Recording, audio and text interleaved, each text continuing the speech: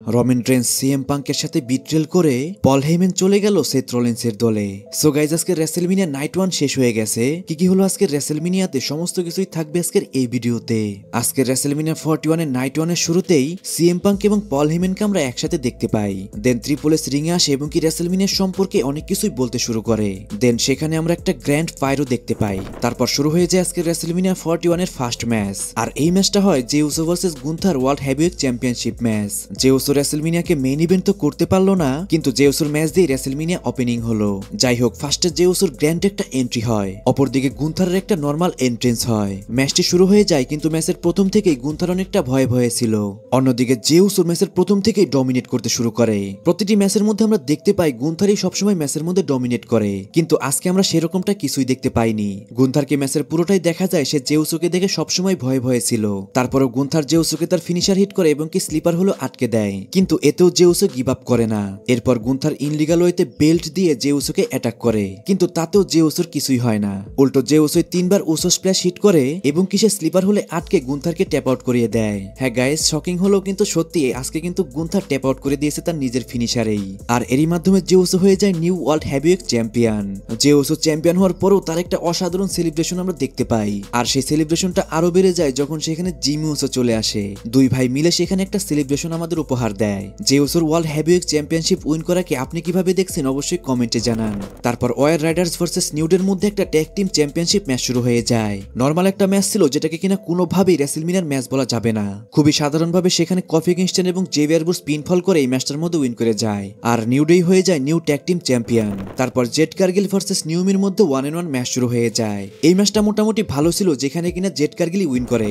তারপর LA Knight versus Jacob Fatu US championship match শুরু হয়ে যায়। এখানে জেকব ফাটুর এন্ট্রেন্সের সময় সে যে মাস্কটি পরেছিল সেটা কিন্তু সত্যি অদ্ভুত ছিল, আর তার সাথে কিন্তু সোলো সিকোয়া ছিল। এরপর সেখানে এলে নাইট এন্ট্রেন্স করে, আর এলে নাইটের এন্ট্রেন্সটাও কিন্তু সত্যি অসাধারণ ছিল।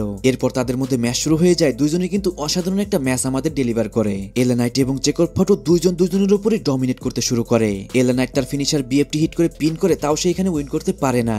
ম্যাচের একদম শেষ প্রান্তে জেকব ফাটু একদম ফায়ার হয়ে যায়। সে তার ফিনিশার মুনসল হিট করে সেই ম্যাচটার মধ্যে পিন করে উইন করে যায়। আর গাইস, এরই মাধ্যমে জেকব ফাটু হয়ে যায় নিউ ইউএস চ্যাম্পিয়ন। যখনই জেকব ফাটু সেখানে উইন করে, সেখানে কিন্তু ডাব্লিউডাব্লিউই হল অফ ফেমার হাকুও ছিল। এখন হাকু জেকব ফাটুর কি লাগে সেটা আমি পার্সোনালি সেরকমটা জানি না, তাই এই বিষয়ে আমি কোনো কমেন্ট করছি না। শুধু একটি কথাই বলছি গাইস, জেকব ফাটু অফিসিয়ালি কিন্তু সিঙ্গেল টাইটেল উইন করে ফেলেছে, যেটা কিনা এখন পর্যন্ত সোলো সিকোয়া করতে পারেনি। তারপর রে মিস্টেরিওর ইনজুরির কারণে রে ফিনিক্স ভার্সেস আল গ্রান্দে আমেরিকানোর মধ্যে একটা 1-on-1 ম্যাচ শুরু হয়ে যায়। আর গাইস, আমি গতকালের ভিডিওতে বলেছিলাম রে মিস্টেরিওর ইনজুরিটা কিন্তু অনেক সিরিয়াস। এই জন্যই কিন্তু গাইস আজকে কিন্তু রে মিস্টেরিওর পরিবর্তে রে ফিনিক্সকে এখানে ম্যাচের মধ্যে দেওয়া হয়েছে। যাই হোক, এই ম্যাচটা কিন্তু অসাধারণ ছিল। দুইজনই এখানে হাই ফ্লাইং সুপারস্টার, দুইজনের কাছ থেকে আমরা অসাধারণ একটা রেসলিং ম্যাচ দেখতে পাই। আর যারা মনে করছেন আল গ্রান্দে আমেরিকানোটা কে, সেটা কিন্তু অরিজিনালি চ্যাট গেবল।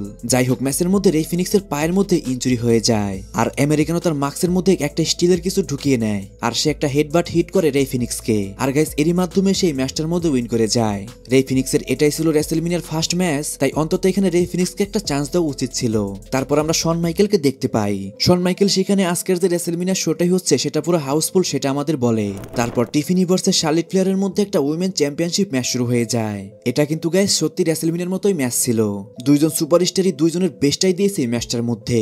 এক পর্যায়ে শার্লেট ফ্লেয়ার এবং টিফিনি দুইজনের পায়ের উপর অ্যাটাক করতে শুরু করে। বিশেষ করে শার্লেট ফ্লেয়ার টিফিনির পায়ের মধ্যে একের পর এক অ্যাটাক করতে শুরু করে। শার্লেট ফ্লেয়ার তার ফিনিশার এবং কি তার সাবমিশন মুভও হিট করে, কিন্তু টিফিনি এতো গিভ আপ করে না। লাস্টে টিফিনি তার মুনসল হিট করে সেই ম্যাচটার মধ্যে উইন করে যায় এবং কি সে এর মাধ্যমে তার টাইটেলটি রিটেন করে নেয়। গাইস, এই ম্যাচটা কিন্তু সত্যি অনেক ভালো ছিল। তারপর আজকের মেইন ইভেন্টে Seth Rollins versus Roman Reigns versus CM পাঙ্কের ট্রিপল থ্রেট ম্যাচ শুরু হয়ে যায়। প্রথমে সেথ রলিন্সের এন্ট্রেন্স হয়, সে একটা ফায়ার গান নিয়ে এন্ট্রেন্স করে, আর সেথ রলিন্সের এন্ট্রেন্সটাও কিন্তু সত্যি অসাধারণ ছিল। তারপর আমাদের ওটিসি রমান রেন্সের এন্ট্রেন্স হয়। রমান রেন্সের এন্ট্রেন্সটা কিন্তু নর্মাল হলেও এটা কিন্তু দেখতে অনেকটা কুল লাগছিল। লাস্টে এন্ট্রেন্স হয় আমাদের কাল্টেক পার্সোনালিটি সিএম পাঙ্কের সাথে পল হেইম্যানও ছিল এবং কি সিএম পাঙ্কের একটা মিউজিক্যাল এন্ট্রেন্স হয়। যেহেতু সিএম পাঙ্কের এইটা কিন্তু ফার্স্ট রেসেলমিনিয়া, তাই সিএম পাঙ্কেও কিন্তু ডাব্লিউডাব্লিউই স্পেশাল মোমেন্ট দিয়েছে। যাই হোক, তারপরে তো ম্যাচটি শুরু হয়ে যায়। ম্যাচের শুরু থেকে তিনজনই একে অপরের উপর ঝাঁপিয়ে পড়ে। Seth Rollins CM punk fight করতে করতে অডিয়েন্সের মধ্যে চলে যায় এবং কি সেখানে তারা গার্বেজ ক্যান এবং কি ট্রেস ক্যান দিয়েও ফাইট করতে শুরু করে। আর এই ম্যাচটার মধ্যে সবথেকে দেখার মতো ছিল কিন্তু রমান রেন্সের অ্যাগ্রেসিভ ফাইট। রমান রেন্স আজকের প্রথম থেকে কিন্তু অনেকটা রেগেছিল। সেই ম্যাচের বেশি সময় পরেই কিন্তু দুইজনের উপরই ডমিনেট করতে শুরু করে। রমান রেঞ্জের উপর সেথ রলিন্স এবং কি সিএম পাঙ্ক দুইজনে তাদের ফিনিশার হিট করে, কিন্তু এখানে রমান রেঞ্জ গিভ আপ করে না। আর গাইস একের পর এক কিন্তু আমরা ফিনিশার দেখতে পাচ্ছিলাম, কিন্তু সেখানে কেউই গিভ আপ করছিল না। এক পর্যায়ে সিএম পাঙ্ক রিং এর নিচে পড়েছিল, আর সেথ রলিন্স রমান রেঞ্জের কাছে গিয়ে বলে তার সাথে টিম আপ করতে। সেথ রলিন্স বলে আমরা দুইজন মিলে যদি সিএম পাঙ্ককে অ্যাটাক করি তাহলে আমরা সহজেই ম্যাচটার মধ্যে যে কেউ উইন করতে পারি। সেথ রলিন্স গিয়ে সিএম পাঙ্ককে অ্যাটাক করে এবং রমান রেঞ্জকে বলে পাওয়ার বম হিট করতে, যেমনটা আমরা শিল্ডের মধ্যে দেখতে পেতাম। কিন্তু রমান রেঞ্জ পাওয়ার বম তো হিট করে, কিন্তু সেথ রলিন্সকে আগে সে অ্যাটাক করে। সে সেথ রলিন্সকে একটা পাঞ্চ হিট করে দেয় এবং একাই সিএম পাঙ্ককে একটা পাওয়ার বম হিট করে। আর তারপর রমান রেঞ্জ অ্যানাউন্স টেবিলের উপর সেথ রলিন্সকে একটা পাওয়ার বম হিট করে দেয়। দেন সেথ রলিন্সকে রমান রেঞ্জ রিং এর মধ্যে নিয়ে একটা স্পিয়ার হিট করে, কিন্তু এতেও সেথ রলিন্স গিভ আপ করে না। এই পর্যন্ত তো সবকিছু ঠিকই ছিল, কিন্তু এক পর্যায়ে পল হেমেন একটা চেয়ার নিয়ে আসে। পল হেমেন সেই চেয়ারটি দেয় সিএম পাঙ্কের কাছে, যেটা দেখে সিএম পাঙ্ক অনেক খুশি হয়ে যায় এবং রমান রেঞ্জ অনেক কষ্ট পায়। কিন্তু এটা তো ছিল পল হেমেনের একটা চাল।